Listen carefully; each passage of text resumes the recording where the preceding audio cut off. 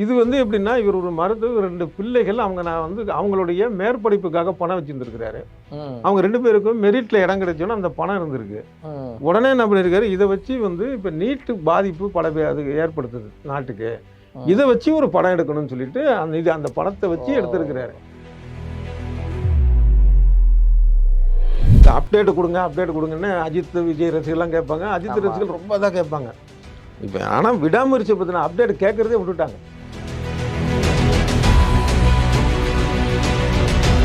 படத்த வந்து ஒத்தி போடக்கூடிய ஒரு மனநிலையில வந்து அஜித்தும் இல்ல, லைக்கா நிறுவனமும் இல்ல. இப்ப மகிழ் திருமேனி உள்ள வந்ததுலேருந்து இது வந்து ஒரு ப்ராப்பரா தான் போய்கிட்டு இருக்கு. அதற்கு அப்புறம் வந்து என்னன்னா 2 பேருக்குமான ஒரு விலகல் வந்து முக்கியமா சத்யராஜ் தரப்புலேருந்து ஒரு விலகல் ஏற்பட்டுருச்சு. தயாரிப்பாளர் எல்லாரும் நடிகர் ஆவறதும் நல்ல விஷயம் தான். ஏன்னா நடிகர்கள் தயாரிக்கிறாங்கல்ல படம். நீங்க சொன்ன மாரி பாடலாசிரியர்களோட தான் விவேகா கூட. அவரு இசையமைப்பாளர், இயக்குனர்லாம் வர்றாங்க.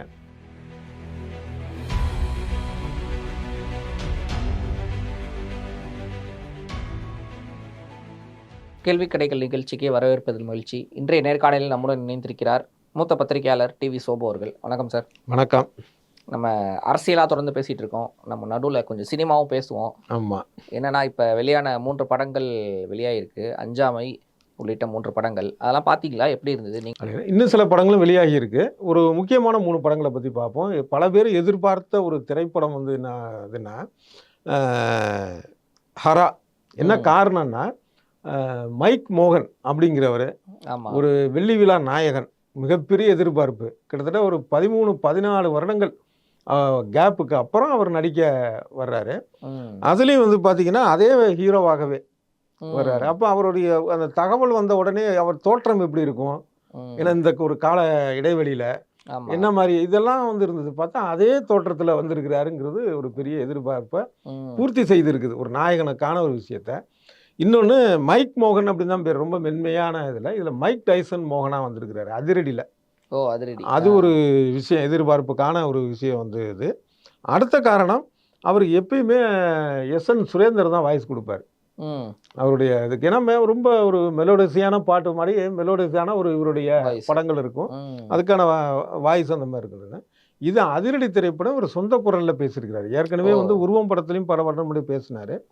ஆனால் இதில் வந்து ரொம்ப பொருத்தமாக இருக்குது. இவருடைய கொஞ்சம் அந்த ஒரு இயல்பானன்னு சொல்லலாம், கரடமுரடான்னு சொல்லலாம். அந்த குரல் வந்து ரொம்ப பொருத்தமாக இருக்குது. தொடர்ந்து இவர் கொலை செய்கிறாரு, ஏன் பண்ணுறாரு, அதுக்கான பின்னணி, இப்படி ஒரு சஸ்பென்ஸ் த்ரில்லர் வந்து எதிர்பாராத அளவுக்கு வித்தியாசமான முறையில் கொடுத்துருக்காங்க. படையில் விமர்சனத்துக்கான விஷயங்களும் இருக்குது, இல்லைன்னு சொல்லலை. நான் அதே நேரத்தில் ஒரு கம்பேக் வந்த மோகனுக்கு ஒரு சரியான படமான சரியான படம் தான். அதே போல் இவர் சூரியுடைய கருடன் என்னன்னா, விடுதலை படத்துலேயே அவர் வந்து ஹீரோவா அப்படின்னு ஒரு பெரிய எதிர்பார்ப்பும், அதே நேரத்தில் வந்து எதிர்மறையான கருத்துக்கள் கூட பலது இருந்தது. அதெல்லாம் முறியடித்தார்.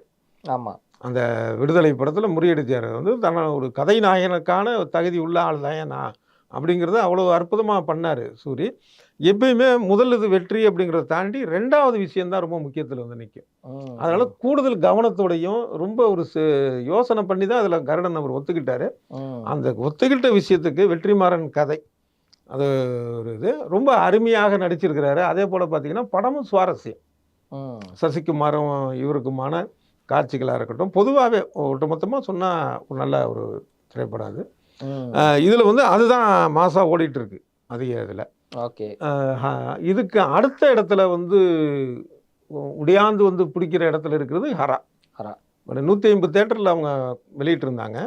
இப்போ ஒரு 2-3 நாள்லேயே பார்த்தீங்கன்னா அந்த தேட்டரோட எண்ணிக்கை அதிகரிச்சிருக்கு. டிஸ்ட்ரிபியூட்டர்கள்லாம் வந்து எங்களுக்கு இது ஒரு லாபகரமான படமாக இருக்கும் அப்படிங்கிறத தோணுதுன்னு சொல்கிறாங்க. நம்ம தேட்டருக்காரங்களும் தேட்டர் எண்ணிக்கை அதிகரிச்சிருக்கிறாங்க. இந்த 2 திரைப்படம், அது சூரிக்கான எதிர்பார்ப்பு, இது ஹரா வந்து மோகனுக்கான எதிர்பார்ப்பு.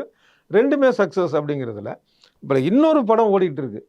அது வந்து ஒரு வியாபார ரீதியாக இல்லாமல் எல்லாரும் பார்க்க வேண்டிய ஒரு படமாக இருக்கு. அஞ்சாமை. சுப்புராமனும் புதிய இயக்குனர், திருநாவுக்கரசனு பட தயாரிப்பாளர், அவர் மருத்துவர். என்ன ஒரு பெரிய ஆச்சரியம் அப்படின்னா, அவர் படம் தயாரிக்க வந்ததே தொழிலுக்காக இல்லை, ஒரு தொழில் நினைச்சிட்டு இல்லை, ஆக்சிடென்ட்டா. விபத்துன்னு கூட சொல்ல முடியாது, வேற ஒரு இதாக சொல்லணும். அது அந்த ஒரு வார்த்தை இப்போதான் நடிகை சொல்லுவாங்க, நான் ஆக்சிடென்ட்டாக நடிக்க வந்துட்டேன் அப்படின்ட்டு. ஆமா. இது வந்து எப்படின்னா, இவர் ஒரு மருத்துவர், 2 பிள்ளைகள், நான் வந்து அவங்களுடைய மேற்படிப்புக்காக பணம் வச்சிருந்துருக்கிறாரு. அவங்க 2 பேருக்கும் மெரிட்ல இடம் கிடைச்சோன்னா அந்த பணம் இருந்திருக்கு.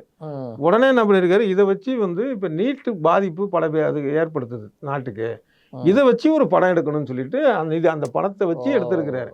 உண்மையிலே ரொம்ப ஒரு நெகிழ்ச்சியாக புல்லரிச்சு அந்த அந்த எதிர்பார்ப்பை அப்படியே பூர்த்தி பண்ணியிருக்கிறார் சுப்புராம்னு இயக்குனர், அறிமுக இயக்குனர்.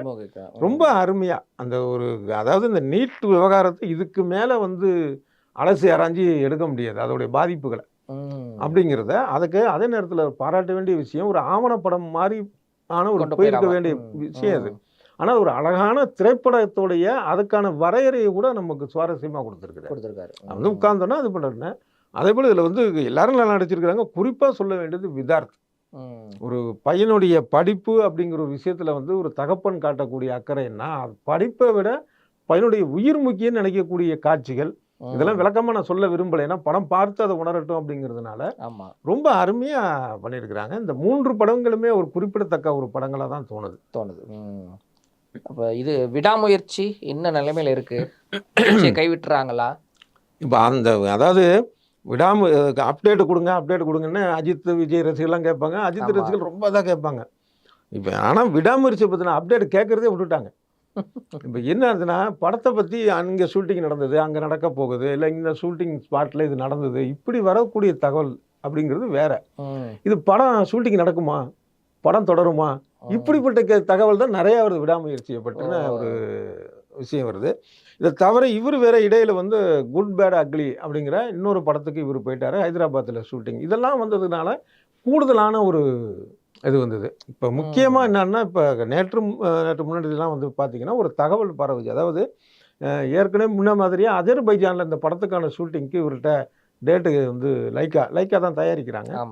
அவங்க கேட்டதான் இவர் வந்து அதுக்கான டேட்டு வந்து இப்போ இல்லை, ஒரு 2 வாரம் போட்டு 3 வாரம்னு இவரே கொஞ்சம் அசிரத்தையாக சொல்லிட்டாரு அப்படிங்கிற மாதிரியான ஒரு தகவல் இப்போ ஊடகங்களை பரவது பார்த்துருப்பீங்க. ஆனால் அது வந்து வெறும் வதந்தி தான்.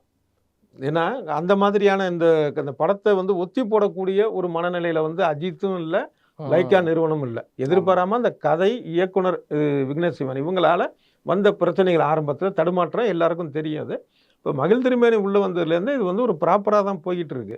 இப்போ இடையில வந்து என்னன்னா, லைக்காவுடைய சார்பில்னா அவங்க என்ன பண்ணாங்கன்னா, இந்த இந்தியன் 2ல் கூடுதல் கவனம், இந்த மாதிரியான ஒரு டயத்தில் வந்து இப்போ 2-3 படங்கள் எடுத்த நிறுவனம் தான் அது. ஆனால் அதே இந்தியன் அப்படிங்கிற ஒரு பெரிய பட்ஜெட், அதுக்கான சில விஷயங்கள்ல கொஞ்சம் கூடுதல் கவனம் செலுத்தினாங்க.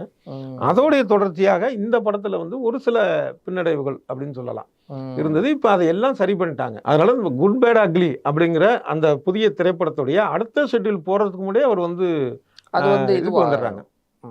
தமிழ் படமா இல்லை வேற்றுமொழி? ஆமாம், கெஸ்ட் ரோலா? அதில் முழுநீள படம் தான், அது முழுநீள படமாக இருக்காரு. அது அடுத்ததான படம் தான். இப்போ விடாமுயற்சி தான் முதல்ல வரப்போகுது. அதுக்கான விஷயங்கள்லாம் இப்போ போயிட்டு இருக்கு. மறுபடியும் அடுத்த ஷெட்யூல் போகிறாங்க. கூலி படத்தோட ஃபர்ஸ்ட் லுக் வீடியோ நம்ம பார்த்தோம், வெளியே வந்தது. அதில் கூட பல சர்ச்சைகள் வந்தது, இளையராஜா சர்ச்சையெல்லாம் வந்தது. சத்யராஜ் அதில் ரஜினி கூட மீண்டும் பல வருடங்கள் கழித்து அதில் நடிக்கிறதா சொல்கிறாங்க. அது ஸ்பெஷாலிட்டி என்ன?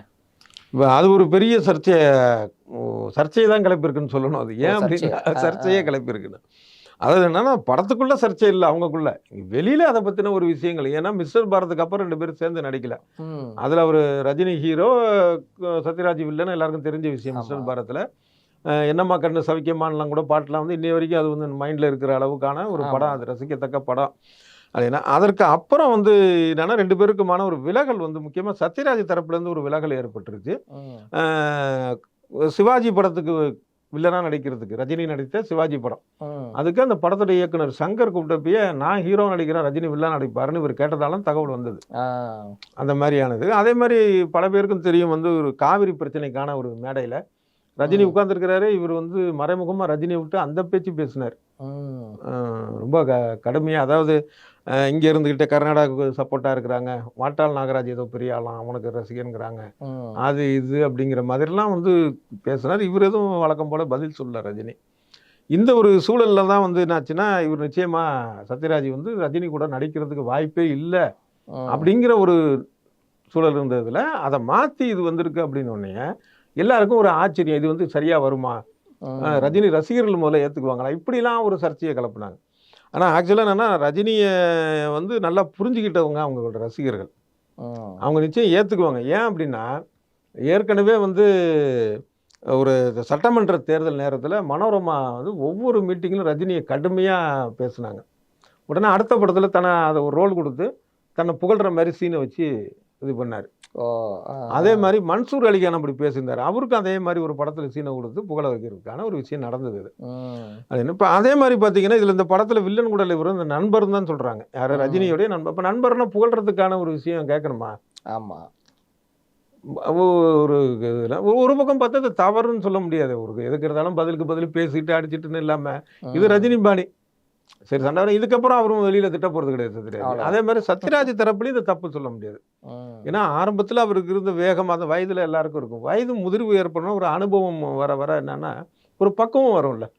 இப்போ பாகுபலியில் கூட நீங்கள் நடிச்சிருக்கிறீங்க. நீங்கள் நடித்தது நீங்கள் வந்து கர்நாடக காவிரிக்கியில் வந்து கர்நாடக எதிராக பேசுனீங்க. நீங்கள் நடிச்சதுனால அந்த படத்தை கர்நாடகாவில் திரையிட விட மாட்டோம்னு சொல்லி பிரச்சனை பண்ணாங்க.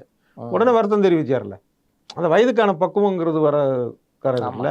அந்த மாதிரி எதுக்கு நம்ம ரெண்டு பேரும் தேவையில்லாமல் அடிச்சுக்கிட்டு நான் ஒரு எதிர் கருத்துக்களை சொல்லிக்கிட்டு பேசிக்கிட்டு ஒன்றும் நடிப்போம் அப்படின்னு தவிர அந்த காலம்ங்கிறது எல்லாத்தையும் ஆத்திரும். அந்த ஒரு கேப் விடுறப்பே அந்த பழைய மலரும் நினைவுகள்லாம் வரும். மகிழ்ச்சியான நினைவுகள் தான் பெரும்பாலும் வரும். பழைய இதில் நம்ம ப்ளஸில் ஒருத்தங்க கூட அடிச்சுக்கிட்டோங்கிறத பற்றி பேசினா கூட சிரிக்க தானே செய்வோம் சந்தோஷமா அப்படின்ட்டு. அந்த மாதிரியான இதை இது ஒரு பாசிட்டிவாக தான் பார்க்கணும். தயாரிப்பாளர் தனஞ்சயன் பேசும்போது ஒரு விஷயம் சொல்லியிருக்காரு. தயாரிப்பாளர்கள்லாம் நடிக்க வரணும் ஆமாம் அப்படின்லாம் சொல்லியிருக்காரு. ஏன்னா இதுக்கு முன்னாடி ஹீரோஸ் மட்டும் இல்லாமல் டைரக்டர்ஸ் நடிக்க ஆரம்பிச்சிட்டாங்க, இசையமைப்பாளர்கள் நடிக்கிறாங்க, ஏன் தயாரிப்பில் நடிக்கக்கூடாதா அப்படிங்கிற மாதிரி ஒரு கேள்வி எல்லாத்தானே செய்யுது. உண்மைதான். இப்போ இந்த பிதான்னு ஒரு படம் வருது. அதில் மதியழகன் அப்படிங்கிறது தயாரிப்பாளர். அவர் தான் வந்து படத்துடைய ஹீரோ. அதில் அந்த விழாவில் தான் ஒரு பேசியிருக்கிறாரு தனஞ்சயன். அவர் தனஞ்சயன் பார்த்தீங்கன்னா அவரை சினிமா துறையில் அனைத்து மட்டத்தில் உள்ள விஷயங்களும் அறிஞ்சவர், அவருக்கு தெரிந்தவர். திரை வட்டாரத்தில் அந்த மாதிரியான சினிமா ஞானி அப்படின்னு கூட சொல்லுவாங்க அவர். அந்த மாதிரியான இது அவர் அன்றைக்கி ரொம்ப ஆதங்கமாக தான் பேசினார். அதாவது என்னன்னா பல நடிகர்கள் வந்து இந்த யதார்த்த சூழலை வந்து புரிஞ்சிக்க மாட்டேங்கிறாங்க. என்ன கலை யதார்த்தம்னா நம்ம மார்க்கெட்டுன்னா அதுக்கான எவ்வளோ ஊதியம் வாங்கலாம், என்ன இது, இந்த ஒரு யதார்த்த நிலைக்கு வராமல் அளவுக்கு மீறி எதிர்பார்ப்பில் இருக்கிறாங்க. இப்படி செய்யறதுக்கு வந்து அந்த ப்ரொடியூசரே நடிக்கிறாங்களாமே. படம் போடுறோம் நம்மளே நடிச்சிருவோம், கால் ஷீட்டுக்கு இது பண்ண வேண்டியது இல்லை, நம்மளே பண்ணோம், இவ்வளோ பணத்தை போட்டு செலவு பண்ணி இன்னொருத்த போய் கால் ஷீட்டு நிற்கிறதுக்கு நம்மளே வந்துடலாமே அப்படிங்கிறதுல. அதில் இன்னொன்று கூட சொன்னார் அவருக்கு, நான் தான் கொஞ்சம் தப்பு பண்ணிட்டேன், கொஞ்சம் காலத்துக்கு முன்னாடியே வந்திருக்கணும், இப்போ ஏஜ் ஆகி போச்சு அப்படின்னாரு. அதில் இப்போ கூட ஒன்றும் எதுன்னு இல்லை, எத்தனையோ பேர் இப்போ ராஜ்கிரன்லாம் வந்து ஒரு முதிர்ந்த காலகட்டத்தில் தான் அவர் வந்து நடித்து வந்தார். அது மாதிரி தயாரிப்பாளர் எல்லாரும் நடிக்கிறவரும் நல்ல விஷயம்தான். ஏன்னா நடிகர்கள் தயாரிக்கிறாங்கல்ல படம் வருது. நீங்கள் சொன்ன மாதிரி பாடலாசிரியர்களோட தான் விவேகா கூட அவர் இசையமைப்பாளர் இயக்குநர்கள்லாம் வர்றாங்க. அதே மாதிரி பார்த்தீங்கன்னா நடிகர்கள் தயாரிக்கிறாங்க. இப்போ தயாரிப்பாளர் வரட்டுமே, அவங்க சினிமா வர எத்தனை பேர் வர்றாங்க, இவர் நட்டி உள்ளிட்ட வராங்களா, வரட்டுமே, தயாரிப்பாளர் வரட்டுமே, நல்ல விஷயம் தானே, நல்ல விஷயம் தான். இப்போ கமல் கையில் பல ப்ராஜெக்ட் இருக்குது, தக் லைஃப் இருக்குது, இப்போ கூட சமீபத்தில் கல்கி படத்தோட ட்ரெய்லர் வெளியாச்சு. அதில் ஒரு வில்லன் தான் நினைக்கிறேன், கடைசியில் ஒரு ஷாட்டில் மட்டும் தான் காட்டுறாங்க. இந்த மாதிரி நிறைய ப்ராஜெக்ட் இருக்கிறதுனால எம்பி பதவி வேண்டான்னு சொல்லிட்டாரு அப்படின்ட்டு சில பேர் சினிமா வட்டாரங்களில் பேசிகிட்டு இருக்காங்களே. ஆமாம், அது ஒரு சில யூடியூப் சேனல் அந்த மாதிரி சொல்லியிருக்கிறாங்க. ஏன்னா கமல் இவ்வளோ பிஸியாக இருக்கிறாரு அப்படிங்கிறதுனால சொல்லியிருப்பாங்க போல இருக்குது. இவர் பிஸியாக இருக்கிறது உண்மை தான். தக் லைஃப் இருக்குது, அடுத்தது வந்து வில்லனாக நடிக்கிறாரு அப்படிங்கிற ஒரு விஷயம் இது பண்ணிட்டுருக்கு. அதே மாதிரி அன்பரியோடைய இயக்கத்தில் இவர் நடிக்கிற படத்துக்கான டிஸ்கஷன் போயிட்டுருக்கு, அது போயிட்டுருக்கிறாரு. இப்போ இந்தியன் படத்துடைய ப்ரமோஷன் இருக்குது, இவ்வளோ வேலைகள் இருக்குது. மணிரத்னம் படம் வேறு இருக்குது. அதுல வந்து ஒரு பகுதி மணிரத்னம் படத்தை கூட வந்து ஒரு ஷெட்யூல் முடிஞ்சுதான் சொல்கிறாங்க. அடுத்ததுக்கான ஒரு விஷயம் அவர் வந்து பெருசாக அந்த அலப்புறம் பண்ணுறதுலாம் கிடையாது. ஒரு ஷூட்டிங்னா வந்து பூஜை போடுற விஷயம் கூட கிடையாது. ஷூட்டிங் ஆரம்பித்தோமா முடித்தோமா அடுத்தடுத்த வேலைகள் வந்து போஸ்ட் ப்ரொடக்ஷன் போனோமா படத்துக்குள்ள வந்து பண்ணுறவர் அவர். அவ்வளோ ஸ்பீடு மேன் அவர். அது போயிட்டுருக்கு. ஆக மொத்தம் வந்து இவர் கமல் வந்து பிஸியாக இருக்கிறது உண்மைதான். இப்போ அடுத்தடுத்து அவருடைய ராஜ் கமல்லையே படங்கள்லாம் தயாரிக்கிறப்ப இன்னும் எவ்வளோ பிஸியாக இருக்கும் அந்த பட தயாரிப்பு பணிகள் அப்படிங்கிறது இருக்கணும். ஏன்னா அவங்க இதெல்லாம் கவனிச்சுட்டு இருந்தவங்க அண்ணன் சந்திரகாசன் மறைஞ்சிட்டார். இப்போ அது எல்லாமே வந்து இவருடைய ஒரு மேற்பார்வையில் தான் போயிட்டு இருக்கனால பிஸி தான். ஆனால் அந்த பிஸியை தாண்டி இவர் வந்து செயல்படக்கூடியவர் தான். தவிர வந்து இவர் எதிர்பார்த்து ஏற்கனவே சொல்லியிருக்கிற விஷயங்கள் அவங்க கூட்டணி சார்பாக சொல்லியிருக்கிறது ராஜ்யசபா எம்பி தானே. ஆமாம். இவர் வந்து ஒரு தொகுதிக்கு போகணும், மக்கள் இது பண்ணணும், அந்த மாதிரியான இல்லை, பிரச்சாரம் போகணும், அந்த மாதிரியான ஒரு விஷயம் இல்லை. ராஜ்யசபா வந்து கூடுற நேரத்தில் போக போகிறாரு, பேச போகிறாரு, அவ்வளோதான் அப்படின்னு. அதனால் வந்து அந்த மாதிரி இவர் வந்து வேண்டான்னு சொன்னதாலாம் தகவல் இல்லை. இவர் நிச்சயமாக வந்து தமிழ்நாட்டு சார்பில் திமுக கூட்டில் ராஜ்யசபா எம்பியாக தேர்ந்தெடுக்கப்பட வாய்ப்பு இருக்குது. அதே போல் இவர் மாதிரியான சிந்தனைகள் உள்ளவர் நம்ம ஏற்றுக்கிறோம் இல்லைங்கிறத தாண்டி வித்தியாசமாக யோசிக்கிறவர் இவர் எம்பி ஆகணும் அப்படின்னா நம்ம விருப்பமும் வாழ்த்துக்களும் சொல்லுவோம். சரிங்க சார், நேர்காணலில் பங்கேற்றமைக்கு நன்றி. நன்றி.